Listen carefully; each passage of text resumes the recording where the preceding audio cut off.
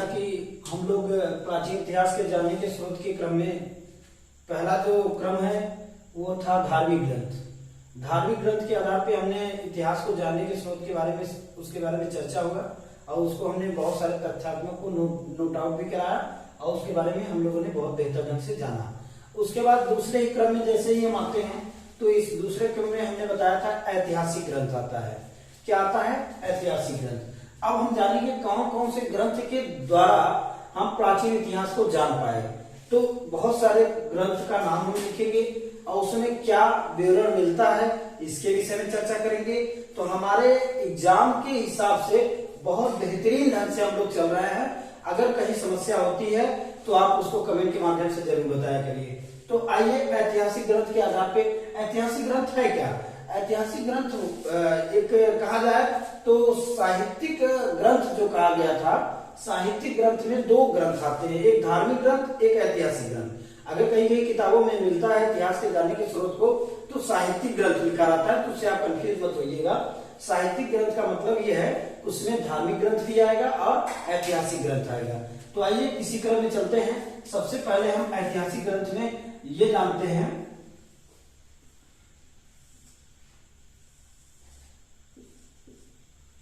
सबसे पहले बात आती है कि स्मृतियां। स्मृति आप सुने होंगे, स्मृति। स्मृति जो होता है वो दो प्रकार की है और सारे स्मृति हैं, लेकिन हमें जो जानना है हमारे एग्जाम के इंटरव्यू से या एग्जाम के ओवरव्यू देखा जाए तो बहुत ही इंपॉर्टेंट जो चीजें पूछी जाती हैं, दो स्मृतियों की चर्चा होती है, उसके बारे में जानते हैं। पहला स्मृति है आपका मनुस्मृति। पहला स्मृति कौन सा है? मनुस्मृति। और दूसरा जो स्मृति है वो क्या है? नारद स्मृति। दूसरा क्या है? नारद स्मृति। जो कि मनुस्मृति को देखा जाए तो यह सबसे प्राचीन स्मृति के रूप में जाना जाता है। सबसे प्राचीन स्मृति अगर कोई कहा गया है तो मनुस्मृति है। मतलब अगर सबसे पहला कोई स्मृति आया तो क्या है? मनुस्मृति। अब मनुष्य, और इसमें प्रश्न क्या बनता है कि सबसे प्राचीन स्मृति कौन सा है? वो मनुस्मृति है, जिसके माध्यम से हमें प्राचीन इतिहास के बारे में जानकारी मिलती है। अर्थात यहाँ से किस वंश की जानकारी मिलती है, इससे ज्यादा प्रश्न बनता है। तो मनुस्मृति से देखा जाए तो शुंग वंश, मनुस्मृति से शुंग वंश की जानकारी मिलती है, शुंग वंश के बारे में विवरण मिलता है। तो बस आपसे प्रश्न यही पूछा जा सकता है कि कौन सी स्मृति से शुंग वंश का विवरण मिलता है, तो आप बताएंगे क्या? मनुस्मृति। कौन सा? मनुस्मृति। तो आप ये चीजों को जानते रहिए। उसके बाद आपका नारद स्मृति है। नारद स्मृति में जो है आपका नारद जी को आप जानते हैं, वो बहुत सारे गुप्तचर का काम करते थे, तो इसलिए इनको माना जाता है, आप गुप्तचर के संदर्भ में अगर बात रखेंगे तो इनको माना जाता है गुप्त वंश के। नारद स्मृति में गुप्त वंश के बारे में चर्चा मिलती है। तो जैसा कि अगर आपको कोई प्रॉब्लम होगा तो हमें बताइएगा। यही मुझे सबसे ज्यादा पूछा जाता है, प्रश्न अगर पूछा जाएगा तो कहा जाएगा गुप्त वंश किस स्मृति के अंतर्गत इनका विवरण मिलता है, तो आप बताएंगे क्या? नारद स्मृति। ठीक है। ये दो जो ऐतिहासिक ग्रंथ हैं इनसे हमें क्या मिलता है? ये स्मृति है। स्मृति को दो प्रकार में हमने बांटा, एक मनुस्मृति है, एक नारद स्मृति। और जो कि मनुस्मृति क्या है? बहुत प्राचीन स्मृति के रूप में जाना जाता है। यह किसके वंश के बारे में चर्चा करता है? शुंग वंश के बारे में चर्चा करता है। और नारद स्मृति किसके बारे में चर्चा करता है? यह गुप्त वंश के शासनकाल के बारे में विवरण यहाँ से मिलता है। ठीक है, ये चीज हम जान गए। अब हम आते हैं, अब इसी क्रम में हम आते हैं, आप सुने होंगे एक जातक ग्रंथ है और एक है आगम ग्रंथ। एक जातक ग्रंथ है और एक आगम। जातक में अब पूछा जाता है जातक किससे संबंधित है, तो आप ये ध्यान दीजिएगा, एक धर्म है बौद्ध धर्म, एक क्या है? जैन धर्म। तो यही दोनों से संबंधित है। तो जातक में आप बौद्ध को मानिएगा। बौद्ध के बारे में वर्णन मिलता है, बौद्ध के बारे में वर्णन मिलता है। तो आप बुद्ध धर्म या बौद्ध धर्म के बारे में यहाँ वर्णन मिलता है। ज से जैन मत लगाइएगा, ज से जैन को बिल्कुल भूल जाइए। आपका आगम में जो है जैन धर्म की चर्चा की गई है। आगम में क्या है? जैन धर्म की चर्चा, और जातक में क्या है? बौद्ध धर्म की चर्चा। बहुत बार ये प्रश्न आया है कि जातक क्या है, जातक की कथा क्या है, क्या दर्शाता है, तो आप बताएंगे यह एक बौद्ध धर्म के विषय में हमें बतलाता है। तो ये दो चीजें हैं, दोनों चीजों के अच्छे तरीके से जानिए। अब आती है बात बौद्ध धर्म। बौद्ध धर्म को दो भागों में बांटा गया। वहां के जो एक था महायान और एक था हीनयान। अभी हम बौद्ध धर्म और जैन धर्म को बहुत विस्तृत रूप से पढ़ेंगे, लेकिन यहाँ केवल हम ग्रंथ के बारे में पढ़ रहे हैं कि जिस ग्रंथ से क्या प्राचीन इतिहास के स्रोत मिले हैं, बस इसके बारे में हम चर्चा करते हैं। और अभी हम बहुत अच्छे ढंग से बौद्ध धर्म को, जैन धर्म को पढ़ेंगे। ठीक है, तो महायान, हीनयान, ये दो बातें हैं। महायान क्या था?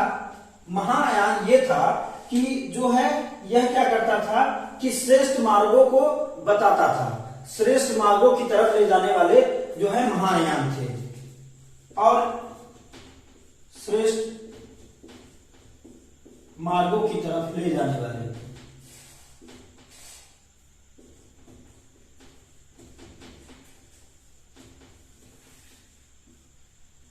उनको कहा गया महायान। मतलब एक तरीके से कहा जाए तो महायान जो है वो सरल और सुलभ इस तरीके से चीजों को वो ज्ञान अर्जन कराते थे, जिसके माध्यम से कोई भी जानकारी बहुत ही सर्वश्रेष्ठ था, और इसके माध्यम से हम श्रेष्ठ मार्गों की तरफ जा सकते थे। बस यहाँ पर इतनी भूमिका बहुत है, इसके बारे में बहुत डिटेल से चर्चा होगी, वो जब हम बौद्ध धर्म पढ़ाएंगे तब। अब हीनयान में क्या है? हीनयान में एक चीज है, एक यहाँ पर आपको ग्रंथ मिलता है, एक पुस्तक का नाम मिलता है आपको। वो पुस्तक का नाम है कथावस्तु। क्या है? कथावस्तु। कौन सा पुस्तक है? कथावस्तु। यह एक पुस्तक है या ग्रंथ कह सकते हैं, आप इसको जानते रहिए। यह पुस्तक क्या है? यह पुस्तक जो है आपके किससे संदर्भित है? तो बौद्ध धर्म से संबंधित है। किससे संबंधित है?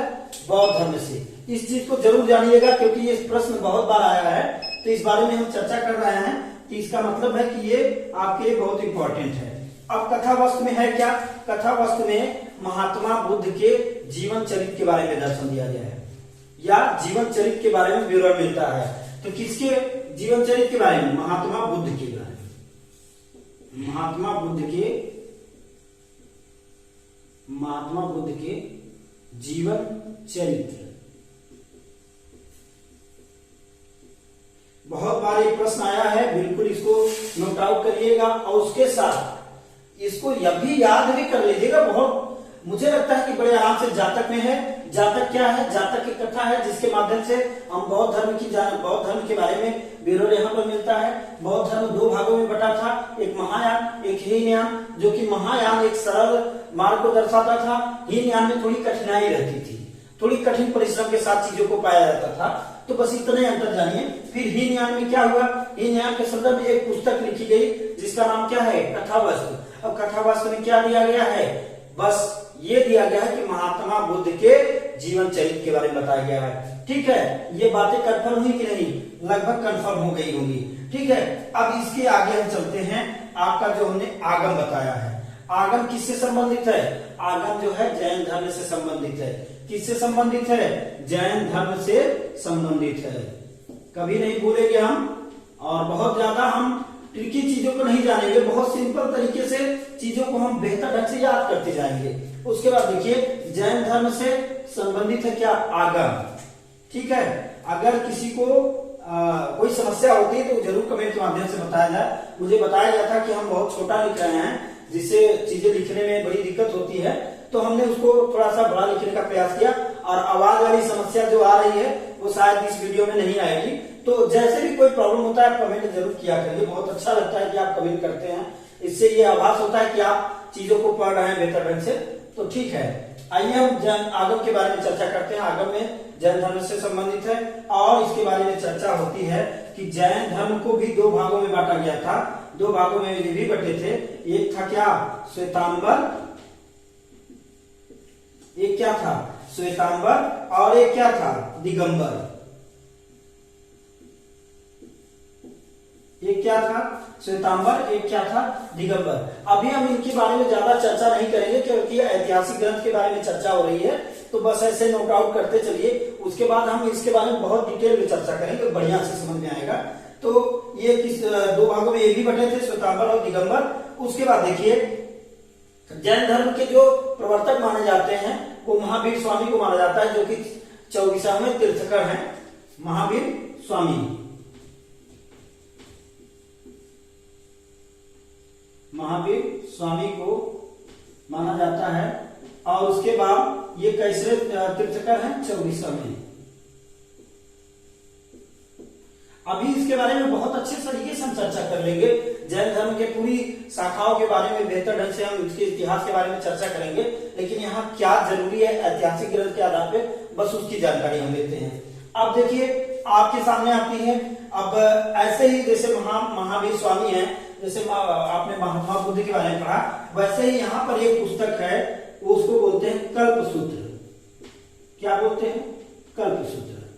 यह एक ग्रंथ है, यह एक पुस्तक है या ग्रंथ है। इसको इसमें क्या मिलता है, इसमें आपको मिलेगा जैन धर्म के प्रारंभिक इतिहास के बारे में, जैन धर्म के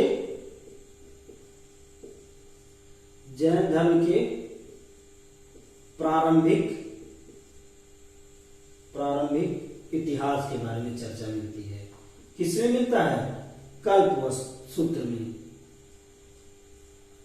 किसमें मिलता है, कल्पसूत्र में जो है जैन धर्म के प्रारंभिक इतिहास के बारे में चर्चा मिलता है। ठीक है, ये बात याद आई। यह कल्पसूत्र ग्रंथ है, ये ग्रंथ है जो किससे संबंधित है, जैन धर्म से संबंधित है। जैन धर्म की किस चीजों के विवरण मिलता है, प्रारंभिक इतिहास के बारे में इन्होंने यह ग्रंथ बताता है। कौन ग्रंथ, कल्पसूत्र। ठीक है, अब आइए देखिए, कल्पसूत्र हो गया। एक और आपका यहाँ पर ग्रंथ है, कल्पसूत्र के अलावा यहाँ पर हम लिख देते हैं, कल्पसूत्र के अलावा भागवत सूत्र। क्या, भागवत सूत्र। कौन सा ग्रंथ, भागवत सूत्र। क्या, भागवत सूत्र, सॉरी यहां पर भगवती सूत्र लिखिएगा। क्या, भगवती सूत्र। यानी एक चीज आप ध्यान दीजिएगा, शब्दों से एक चीज आप परिचित हो जाइएगा, भगवती सूत्र और कल्प सूत्र ये दोनों किससे संबंधित है, जैन धर्म से संबंधित है। लेकिन कल्प सूत्र में जैन धर्म के प्रारंभिक इतिहास के बारे में है, और भगवती सूत्र में जो है महावीर स्वामी के जीवन चरित्र के बारे में है। किसके बारे में है, महावीर स्वामी के जीवन चरित्र के बारे में या जीवन कृत्यों के बारे में।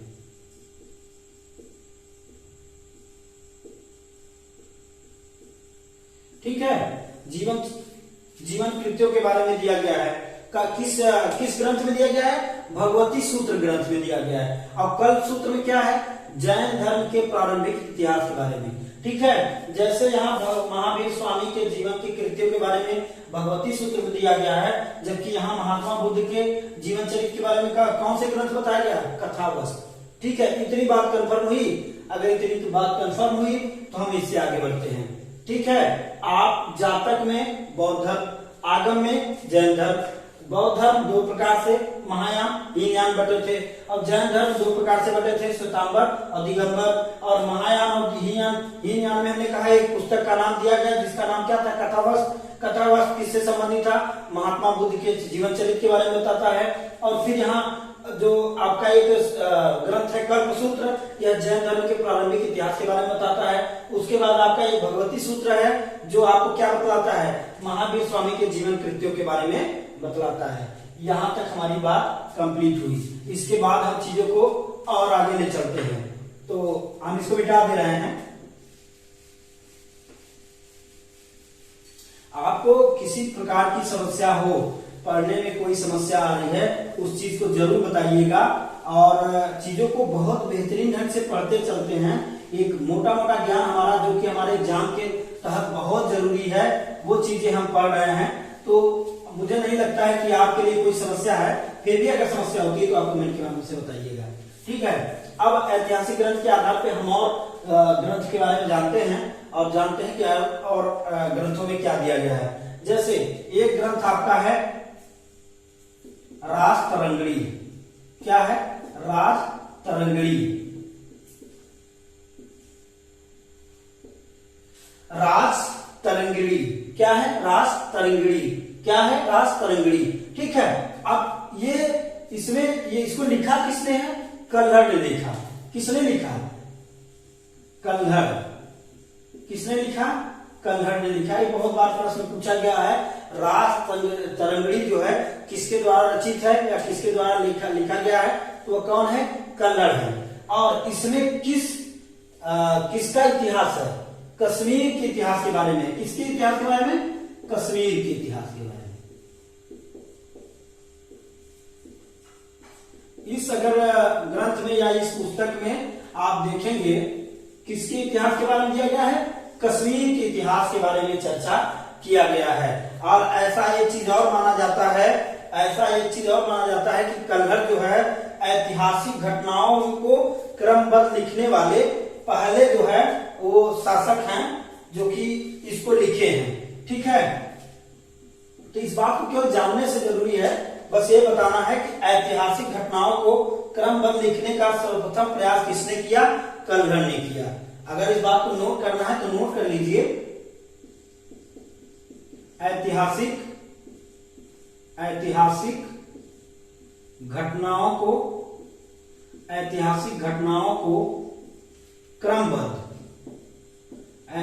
घटनाओं को क्रमबद्ध लिखने का सर्वप्रथम प्रयास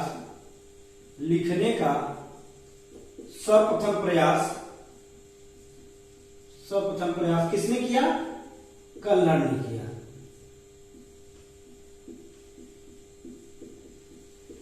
ठीक है। इस चीज को आप ऐसे नोट आउट कर लीजिए। फिर भी अगर चीजें याद हो जाएंगी, बहुत आसान है। वैसे आप इसको ज्यादा फोकस करिएगा। राज तरंगिणी जो है एक क्या है? ग्रंथ है, एक पुस्तक है जिसको किसने लिखा? कल्हड़ ने लिखा। और राज तरंगिणी में किसके बारे में चर्चा है? कश्मीर के इतिहास के बारे में चर्चा किया गया है। वहां से इसके विवरण मिलते हैं राज तरंगिणी में। ठीक है। ये एक ग्रंथ हुआ। इसके बाद अब कल्हड़ क्या है? कल्हड़ जो है ऐतिहासिक घटनाओं को क्रमबद्ध लिखने का सर्वप्रथम प्रयास किए थे। ठीक है। और उसके बाद देखिए, उसके बाद एक ग्रंथ और है जिसका नाम है अर्थशास्त्र। क्या है? अर्थशास्त्र। क्या है? अर्थशास्त्र। ठीक। एक ग्रंथ या एक पुस्तक ये भी है जिसके माध्यम से इतिहास को जानने का स्रोत मिलता है। तो आप ये अर्थशास्त्र किसके द्वारा रचित है? अर्थशास्त्र आप जानते हैं चाणक्य द्वारा लिखा गया है, जिनका दो नाम और है। लिख लीजिए। इनको कौटिल्य भी जानते हैं, कौटिल्य के नाम से। और दूसरा नाम जो है आपका विष्णुगुप्त। किसके नाम से? विष्णुगुप्त। इस बारे में बहुत बार चर्चा हुई है और बहुत बार प्रश्न भी आया है कि अर्थशास्त्र किसके द्वारा रचित है? तो है चाणक्य। अगर नाम कौटिल्य दिया है, विष्णुगुप्त दिया है, तो ये तीनों नाम एक लोग का नाम है। तो आप इन नामों से परिचित रहिएगा और इनसे प्रश्न आपको बहुत बार मिला है और मिलता रहेगा। यही है इतिहास में जो प्रश्न आते हैं, उसी के माध्यम से, उसी के क्रम में हम चल रहे हैं और बहुत बेहतर ढंग से चीजों को तैयार करते चलिएगा। ठीक है। अब अर्थशास्त्र में क्या दिया गया है? अर्थशास्त्र आप सोचते होंगे कि इकोनॉमिक्स है, ऐसा नहीं है। यह राजनीति से संबंधित है। किससे संबंधित है? राजनीति से संबंधित है। और किस वंश के राजनीति के बारे में बतलाता है? यह बतलाता है मौर्य वंश के राजनीति के बारे में। किसके बारे में? मौर्य वंश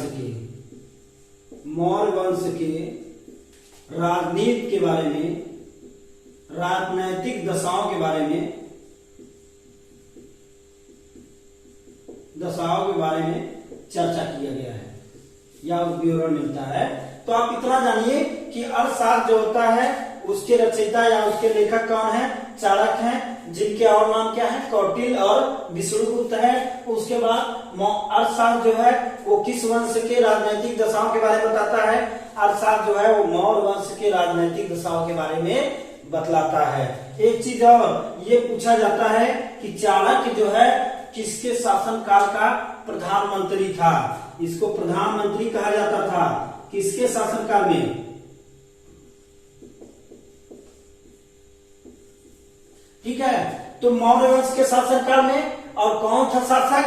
चंद्रगुप्त मौर्य। चंद्रगुप्त मौर्य उस समय शासक कौन था? चंद्रगुप्त मौर्य थे, जिनके दरबार में या जिनके शासनकाल में यह क्या था? प्रधानमंत्री था। क्या था?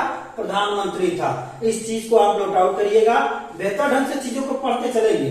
ठीक है, अब अगला ग्रंथ देखिए, हमें लगता है याद हो गया होगा। इसके बाद अगली ग्रंथ देखिए, एक चीज और लिख लीजिएगा इसमें, जो मैकियावेली है, एक पुस्तक है मैकियावेली।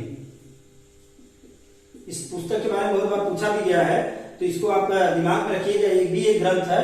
जितने भी पुस्तक के बारे में चर्चा हो रहा है, यही ऐतिहासिक ग्रंथ है। इन्हीं के द्वारा प्राचीन इतिहास के जानने के स्रोत मिलते हैं। अब मैकियावेली क्यों नाम दिया गया? इसके लेखक कौन है? The Prince. कौन लिखा है? The Prince. इनको जानते थे प्रिंस नाम से। और इसकी तुलना किससे की गई है? अरसास से की गई है। तुलना किससे की गई है? अरसास से। बस इस बात को जानना था। पूछा जाता है कि एक ग्रंथ अरसास से संबंधित या इससे तुलना, या कहा जाता है मैकियावेली की तुलना किससे, किस ग्रंथ से की जाती है? अरसास से। किससे की जाती है? अरसास से। बस इतनी नॉलेज इसके बारे में हमें जानना था। ठीक है, अब देखिए उसके बाद आप चलिए, एक चचनामा करके ग्रंथ है। चचनामा ग्रंथ या चचनामा पुस्तक है या ग्रंथ है। इसमें जो है क्या चीजें की विवरण मिलता है, या इसको किसने लिखा? सबसे पहले लिख लीजिए, इसको लिखने वाले का नाम अली अहमद था। क्या था? अली अहमद। चचनामा किसके द्वारा रचित है? अली अहमद के द्वारा। अच्छा, चचनामा में किसका विवरण मिलता है? चचनामा में विवरण मिलता है भारत में अरबों का आक्रमण। भारत में अरबों का आक्रमण। सबसे पहले भारत में अरबों का आक्रमण कब हुआ, कैसे हुआ, इनके इतिहास के बारे में किसमें लिखा गया? किस ग्रंथ में? चचनामा। चचनामा एक पुस्तक है, एक ग्रंथ है, जिसमें भारत में अरबों का आक्रमण जो हुआ था उसके बारे में सारा विवरण मिलता है। इसको किसने रचना की या किसने लिखा? इसको लिखा अली अहमद ने। किसने लिखा? अली अहमद। ये नाम जानना जरूरी है। चचनामा। और चचनामा में क्या है? चचनामा में भारत में अरबों का आक्रमण का विवरण मिलता है। किसके द्वारा रचित है? अली अहमद के द्वारा। तो ये चीजें, सारी चीजें हमें लगता है आपको याद हो गई होंगी। अब इसी क्रम में हम आगे बढ़ते हैं। अब है आपका अगला जो ग्रंथ है, उसका नाम है अष्टाध्यायी। अष्टाध्यायी।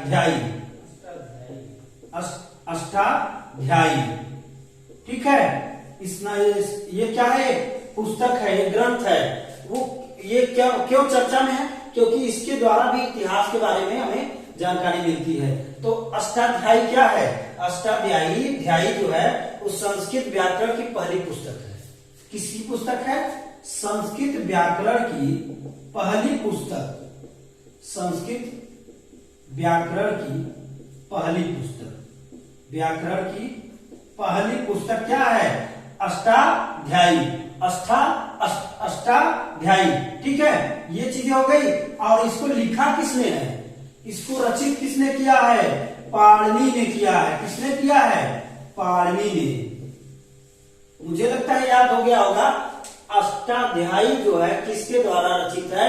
पाणिनि द्वारा रचित है। और ये क्या है? संस्कृत व्याकरण की पहली पुस्तक है। संस्कृत व्याकरण की पहली पुस्तक है। ठीक है, याद हो गया? चीजें याद हो गई होंगी। तो इतनी नॉलेज हमें जानकारी रखनी है। उसके बाद अच्छा, इसमें किसका विवरण मिलता है? इसमें मौर्य काल के पूर्व की जानकारी है। इस बात को जरूर नोट कर लीजिएगा। मौर्य काल के पूर्व की जानकारी दी गई है। मौर्य काल के पूर्व की जानकारी। ठीक है, मौर्य वंश के पूर्व की जानकारी इसमें दर्ज की गई है अष्टाध्यायी में। और यह क्या है, संस्कृत व्याकरण की पहली पुस्तक है। किसके द्वारा रचित है, पाणिनि द्वारा। अब इसी क्रम में हम आगे बढ़ते हैं। एक पुस्तक और है गार्गी संहिता। क्या है, गार्गी संहिता। संहिता क्या नाम है, गार्गी संहिता। ठीक है, इस नाम को जान गया। अब सोचिए, यह एक ग्रंथ है, एक पुस्तक है। इसको किसने लिखा, कात्यायन ने लिखा। किसने लिखा, कात्यायन ने लिखा। किसने लिखा, कात्यायन ने लिखा। बार बार चीजों को बोलेंगे, याद हो जाएगा। कितनी भी कठिन वर्ड होगा उसको तोड़ के पढ़िए। कात्यायन किसने किस पुस्तक को लिखे हैं, गार्गी संहिता को लिखे हैं। गार्गी संहिता को लिखे हैं। इसमें क्या है, इसके बारे में जान लेते हैं। इसमें यह सबसे पहला ज्योतिष ग्रंथ है। क्या है, सबसे पहला ज्योतिष ग्रंथ। पहला ज्योतिष ग्रंथ, ज्योतिष ग्रंथ। ठीक है, पहला ज्योतिष ग्रंथ है। इसमें जो है यवनों के आक्रमण का विवरण मिलता है। यवनों के आक्रमण का विवरण मिलता है। ठीक है, यवनों के आक्रमण का विवरण किसमें मिलता है, किस ग्रंथ में मिलता है, तो गार्गी संहिता में मिलता है। किसमें मिलता है, गार्गी संहिता में मिलता है। इसको किसने रचित किया, कात्यायन ने रचित किया। और ये क्या है, पहली ज्योतिष ग्रंथ है। पहली ज्योतिष ग्रंथ है। ठीक है, इतनी बात हम लगभग जान चुके हैं और लगभग ऐतिहासिक ग्रंथ के बारे में हम लगभग चर्चा कर चुके हैं। दो और है पुस्तक का नाम, उसको भी नोट कर लीजिए और नेक्स्ट चीजों को हम मिटा देते हैं।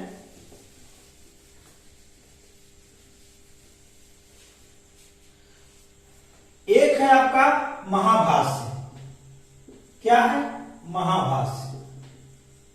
ये सब ग्रंथ हैं, ये सब ग्रंथ हैं जिसके माध्यम से इतिहास को हम जान पाए, प्राचीन इतिहास को जान पाए। यह पुस्तक जो है किसके द्वारा रचित है, यह पुस्तक जो है पतंजलि द्वारा। किसके द्वारा, पतंजलि द्वारा रचित है। ठीक है, किसके द्वारा, पतंजलि द्वारा रचित। तो हमने चर्चा किया महाभाष्य। महाभाष्य एक ग्रंथ है, एक पुस्तक है जिसको किसने लिखा, पतंजलि द्वारा लिखा गया। पतंजलि द्वारा लिखा गया। इसमें भी शुंग वंश के बारे में चर्चा मिलता है। शुंग वंश के बारे में चर्चा मिलता है। ये विवरण हमें कहां से मिलता है, महाभाष्य से मिलता है। ठीक है, तो ये चीजें हो गई। और दो पुस्तक का नाम हम आपको आपके सामने रखते हैं जिनके बारे में चर्चा मिलती है। एक है मुद्रा राक्षस,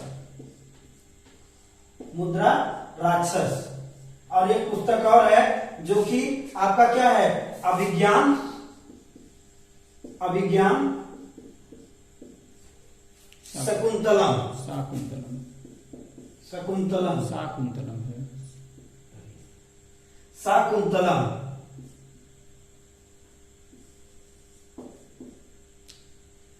शाकुंतलम। थोड़ा सा देखते रहिए आप लोग। अगर कहीं थोड़ा बहुत मिस्टेक होता है तो उसको आप देख लीजिए, वरना अगर लगता है कि आपके द्वारा नहीं देखा जा रहा तो कमेंट के माध्यम से बता दीजिए। ये दोनों पुस्तक किसके द्वारा रचित है, कबीर दास द्वारा। किसके द्वारा, चलिए, जैसा कि मुद्रा राक्षस, सॉरी गलती हो गई थी कि दोनों चीजें हमने एक बता दिया। मुद्रा राक्षस जो है वो विशाख दत्त के द्वारा रचित है और अभिज्ञान शाकुंतलम जो है कालिदास द्वारा रचित है। तो यहाँ तक ये ऐतिहासिक ग्रंथों के क्रम में हमने सारी चीजों को बताया और इनके बारे में चर्चा भी हुआ। आपको इनके नाम, इनके रचनाकार और इनका विवरण किस संदर्भ में मिलता है, इस चीजों के बारे में हमने बेहतर ढंग से समझाया। अगर आपको कहीं भी समस्या होती है तो कमेंट के माध्यम से जरूर बताइएगा। और ये जितने भी टॉपिक हमने बताया है सब इम्पोर्टेंट है, सभी एग्जाम के तहत है, तो इसमें कोई भी आपको छोड़ना नहीं है। बेहतर ढंग से कॉपी पे नोट करते जाइए और क्रम से वीडियो को देखते जाइए। और कोई अगर आपको क्वेरी है, कोई समस्या है तो उसको आप मेरे सामने कमेंट के माध्यम से रखिए और वीडियो को ज्यादा से ज्यादा लोगों तक पहुंचाइए, अपने दोस्तों में, अपने लोगों में। उसके बाद अगर कोई भी समस्या आपको होती है तो हमारे पास कमेंट के माध्यम से चीजों को पहुंचाइए और आज के लिए इतना बहुत था। ऐतिहासिक ग्रंथ, हमने धार्मिक ग्रंथ की चर्चा कर दिया, हमने ऐतिहासिक ग्रंथ की चर्चा कर दिया। अब इसी क्रम में हम आगे बढ़ेंगे, तीसरा जो है विदेशी विवरण के आधार पे। ठीक है, आज के लिए इतना बहुत, धन्यवाद।